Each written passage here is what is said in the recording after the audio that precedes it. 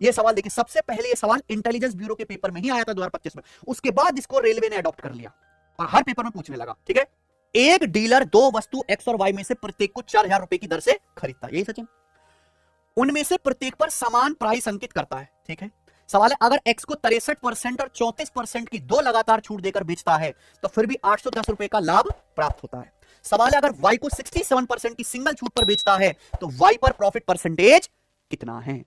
X और Y में तो कोई फर्क है नहीं, ध्यान से सुनिएगा। एक्स के बारे में देखो, एक्स पे 63% और 34% की दो छूट देता है, फिर भी कितना लाभ कमाता है, 810 रुपए का। एक्स और वाई प्रत्येक वस्तु का कॉस्ट प्राइस कितना है, 4,000 रुपए। आप बताइए, आप पहले वस्तु खरीदते हैं फिर उसका मार्क प्राइस फिक्स करते हैं। मार्क प्राइस आपको नहीं पता, दो वस्तु आपने एक्स और वाई खरीदी, उन पे आपने सेम एमआरपी लगाया।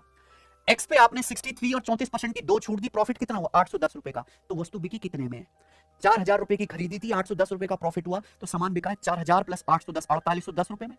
4,810 रुपए में वस्तु बिकी है कि नहीं। ये कैसे आया है, ये मार्क प्राइस पे 63% और 34% की छूट देने के बाद आया कि नहीं आया।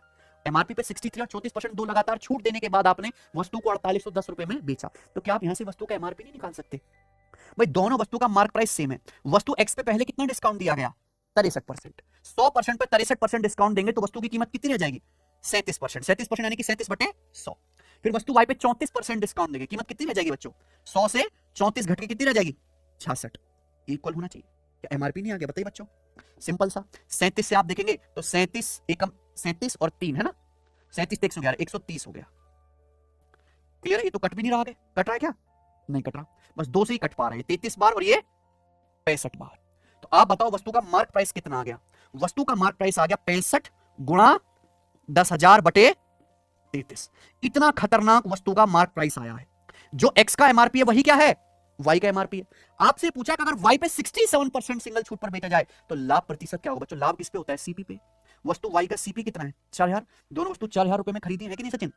अब आप खुद बताओ, मार्क प्राइस में डिस्काउंट घटाओगे क्या आएगा, सेलिंग प्राइस। ये वस्तु वाई का ही क्या है, मार्क प्राइस। अगर इस मार्क प्राइस पे 67% डिस्काउंट दोगे, 100% पे 67% डिस्काउंट दोगे तो वस्तु को बेचोगे कितने में, 33% में। यानी कि आप वस्तु वाई को इतने रुपए में बेचोगे कि नहीं। मार्क प्राइस को 67% कम कर दीजिए, 33% में बेचोगे, लाभ कितना होगा। अल्टीमेटली आपने 4,000 रुपए का सामान इतने में बिक दिया, कितना लाभ हुआ, कैसे निकाल लेते हैं, रेशियो। दशमलव से 2 जीरो खत्म, 33 से 33 खत्म, 2 जीरो से 2 जीरो खत्म, 5 से कट गया 40, 8 बार, 5 से 65, 13 बार। तो अल्टीमेटली 8 का सामान 13 में बिका तो कितना प्रॉफिट हुआ, 5 का प्रॉफिट हुआ 8 पर, 1/8 12.5%, 5/8 62%। Option number A. आपके सामने यहां पे सवाल है। अब जैसे मैंने आपको पिछला क्वेश्चन कराया टेक्नीशियन ग्रेड 3 का, ये आपका होमवर्क है, इसका आंसर आप मुझे करके बताएंगे।